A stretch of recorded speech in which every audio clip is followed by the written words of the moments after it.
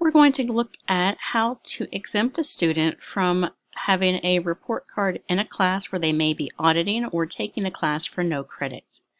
So we want to go into the class or click on the report card button, and this would be blue if it was not overdue. We can also just go into the class and click on the report card link in the top right. And again, this would be blue if it was not overdue. And here we see all the students listed that are enrolled in this class. To exclude a student, we'll want to click on this Add Remove Students. Uncheck the student that we want to exclude. So we're going to exclude Ernest here. And click Save.